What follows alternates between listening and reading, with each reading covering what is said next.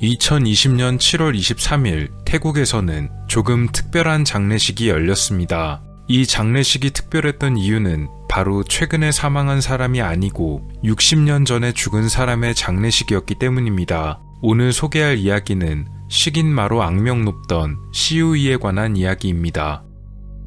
시우이 혹은 시웨이라고도 불리는 이 남성은 1927년 중국의 광동성에서 태어났습니다. 4남매 중에 막내였다고 전해지는데요. 태어날 당시 중국 이름은 황리후이였습니다. 그의 부모는 농사를 짓는 사람들이었으며 경제 사정이 굉장히 좋지 못했다고 합니다. 시우이는 특히 몸이 허약했다고 하는데요. 이 때문에 많은 괴롭힘을 받기도 했으며 나약한 몸에 컴플렉스를 가지고 있었다고 합니다. 나중에 시우이가 체포당하고 난 뒤의 보도에 따르면 이런 그는 어렸을 적 한 승려를 만났다고 합니다. 이 승려는 몸이 약한 시우이를 보고 나서 몸이 강해지는 방법을 알려주겠다고 말했다는데요. 그가 알려준 방법은 고기를 날로 먹는 것, 생고기와 동물의 내장을 섭취하란 것이었습니다. 그 이후로 시우이는 날고기를 비롯해서 동물들의 내장을 그대로 먹는 것에 집착했다고 합니다. 또 다른 일화로 이런 이야기도 전해져 옵니다. 시우이가 18살이 되던 해에 그는 군대에 징집되었습니다. 전쟁 중에 그는 다른 군인들과 함께 적군의 포위망에 빠졌던 적이 있었습니다. 이 당시 식량의 배급이 끊겨 먹을 것이 떨어지게 되자 시우이는 먼저 숨진 동료 병사의 시신을 먹었다고 합니다. 다른 병사들의 시선은 신경 쓰지 않았다고 하네요. 전쟁이 끝난 뒤 그는 고향으로 돌아왔지만 이후에도 사정은 그다지 나아지지 못했다고 합니다. 당시 사정이 좋지 못했던 여러 중국인들 중에는 태국으로 이주하는 경우가 많았다고 하는데요. 그래서 시우이도 여러 가지 고민을 하다가 고향에 돌아온 지 1년 반 만에 친구들과 태국으로 향합니다. 아마도 미립국이었을 것으로 추정됩니다. 1946년 12월 28일 그는 태국에 도착합니다. 시우이와 그의 친구는 태국의 프라나콘에 머물렀고 그 뒤 탑사카에라는 지역으로 향했습니다. 이후에 그는 여러 곳을 돌아다니면서 일했지만 딱히 정착하여 머무르는 곳이 없었고 늘 이사를 자주 다니게 되었다고 합니다. 나중에는 농사를 짓고 또 정원사로 근무했다고 전해집니다. 태국에 도착한 지 8년 동안은 아무런 사고가 없었습니다. 그런데 낯선 땅에서 힘들게 일을 하다 보니 원래 몸이 허약했던 시우이의 상태는 더 나빠졌는데요. 그의 머릿속에 어린 시절에 들었던 충고와 함께 전쟁 중에 사람의 시신을 먹었던 기억도 떠오릅니다. 이때부터 그의 범죄가 시작되었다고 전해집니다.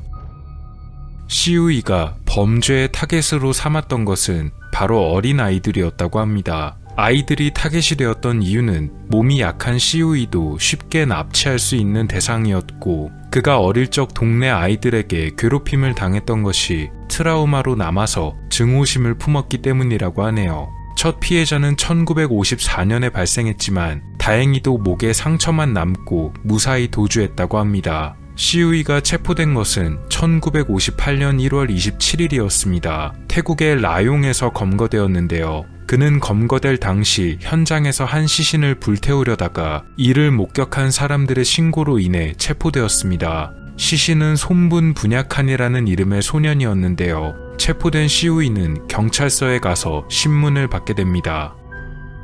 경찰에서 자백했다고 밝혀진 그의 범행은 이날 검거된 라용 사건을 포함한 7건의 사건이었습니다. 무사히 도주했던 첫 번째 피해자를 제외하고 나머지 6명의 피해자들은 모두 목숨을 잃었습니다. 피해자들은 전부 어린아이들이었는데요. 특이한 점으로는 시신들의 일부 장기가 사라져 있었다고 합니다. 경찰에서는 이 사라진 내부 장기들을 모두 시우이가 먹은 것이란 충격적인 발표를 했습니다. 1958년 3월 시우이에 대한 재판이 시작되었습니다. 그는 자신이 자백한 모든 혐의에 대해 인정했는데요. 여러 가지 범죄를 일으키고 식인까지 했다는 혐의로 처음 재판에서는 무기징역을 선고받았지만 경찰이 항소하여 최종적으로 사형을 선고받았습니다. 그는 1959년 9월에 처형되었습니다. 시리랏 병원에 근무하고 있던 송크란 니옴센 박사는 시우이의 시신을 연구 목적으로 기증받았습니다. 송크란 박사는 법의학자이기도 했는데요. 범죄를 저지르는 이들의 뇌구조가 일반인들과 어떻게 다른가에 대해 연구할 목적이었습니다. 박사는 시우이의 신체를 연구하고 난 뒤에 그의 시신을 미이라로 제작하기로 결정합니다. 송크란 박사는 시우이의 미이라를 만들고 나서 시리랏 병원의 법의학 박물관에 전시하게 됩니다. 이 법의학 박물관에는 시우이의 미이라 말고도 다른 범죄자들의 시신과 사진들도 전시되어 있다고 합니다. 그의 미이라는 식인마라는 문구와 함께 유리로 된 박스 안에 넣어져 보관되었고 2020년까지도 쭉 전시가 되었다고 하네요.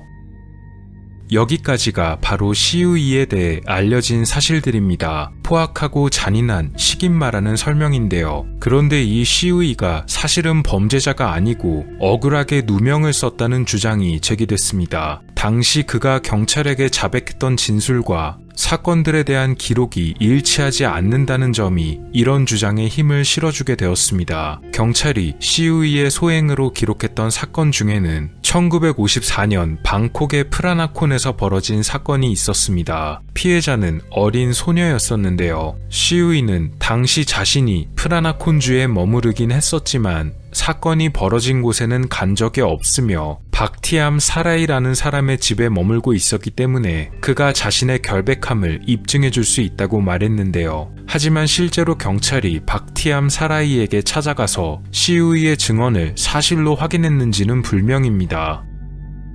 또한 경찰은 피해자들의 내부 장기가 사라졌으며 사라져버린 피해자의 장기들은 전부 시우이가 먹어버렸다고 발표했는데요. 이 때문에 시우이가 식인마로 알려지게 되었지만 경찰의 이런 결과 발표와는 다르게 장기가 일부 사라졌다는 내용은 사실이 아니었다고 합니다. 그래서 해당 발표의 신빙성에 대해서도 많은 의구심을 불러일으켰다고 전해집니다. 결정적으로 시우이는 태국어가 매우 서툴렀습니다. 그래서 그가 경찰에서 조사를 받을 때는 계속 통역사를 옆에 두고 조사를 받아야만 했다는데요. 문제는 이 통역조차 완벽하지가 못해서 중간에 잘못 전달이 되었을 가능성이 있다는 것입니다. 특히 경찰에서 조사만 제대로 잘 받으면 중국으로 추방만 시키겠다고 구슬렀다는 정황도 있었습니다. 1958년 라용에서 벌어진 사건을 제외하면 나머지 사건은 모두 증거가 부족하거나 없었고 혹은 그의 자백에 의해서만 혐의가 인정되었는데요. 게다가 식인을 했다는 증거 또한 없었으며 그가 태국어에 서툴렀다는 사실 또한 감안하면 당시 태국 경찰에서 시우이를 체포한 뒤 비슷한 다른 사건들에 대해 덮어씌웠을 가능성이 높다고 합니다. 이에 관해서는 또 다른 소문이 하나 전해집니다. 시우이의 범행으로 알려진 7건의 사건 중 5개의 사건은 모두 1954년에 연속적으로 벌어졌는데요. 특히 뿌라쭈압이라는 지역에서만 4건이 벌어졌습니다. 일부 사람들은 이 4개의 사건을 벌인 사람으로 시우이가 아닌 다른 남성을 지목했는데요. 이 남성은 당시 해당 지역에 거주하고 있던 영향력이 큰 지역 유지의 아들이었다고 합니다. 그래서 이 아들의 범행을 전부 덮어버리기 위해서 시우이를 붙잡고 나서는 누명을 씌웠다는 것입니다. 덧붙여 라용에서 벌어진 마지막 사건 역시도 목격자들의 묘사로만 시우이를 체포하게 되었는데요. 목격담에 따르면 용의자는 깡마르고 머리가 짧고 키가 아주 작은 남성이었다고 합니다. 문제는 이 당시 태국에 이주한 중국인들 중에서 이 묘사와 크게 벗어나는 사람이 없었다고 합니다. 즉 목격자들이 묘사한 용의자의 모습은 그가 아닌 다른 누구라도 범인으로 만들 수 있었을 텐데요. 이런 점도 그의 누명설에 더해지게 되었습니다.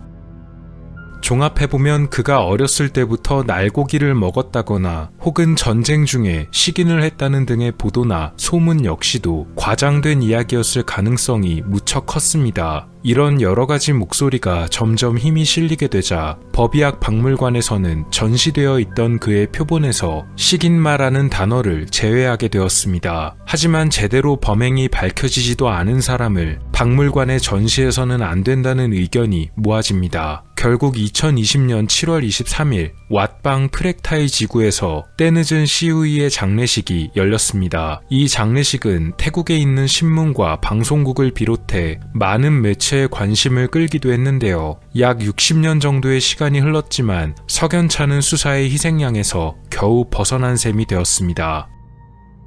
물론 긴 시간 동안 시우이는 범죄자로 인식되었고 그가 벌였다고 믿어졌던 사건의 내용 또한 충격적이었기에 그의 이야기는 드라마나 영화로 만들어지기도 했으며 또한 아이들을 겁주기 위한 괴담의 주인공으로 자주 등장하기도 했다고 합니다. 우리나라에 망태 할아버지나 이놈 아저씨가 있다면 태국에서는 말 안 듣는 아이들을 겁주기 위해 시우이가 잡아간다는 말을 자주 했다고 하네요. 오랜 시간이 흐른 뒤 겨우 명예를 되찾았지만 만약 그렇다면 당시에 연속적으로 벌어졌던 사건들은 도대체 누가 저질렀던 것이었는지가 의문입니다. 정말 소문처럼 해당 지역의 어느 영향력 있는 사람이었을까요? 그것도 아니면 마지막 사건에서 목격된 것처럼 시우이와 비슷하게 생긴 다른 사람이었던 걸까요? 이 역시도 시간이 너무 오래 흘렀기 때문에 이제 와서 제대로 밝히기엔 많이 어려워 보입니다. 태국의 시우이에 관한 이야기였습니다. 오늘 미스터리 어떠셨나요? 영상을 재밌게 보셨다면 채널에 방문하셔서 더 많은 영상을 시청해보세요. 미스터리 큐브였습니다. 감사합니다.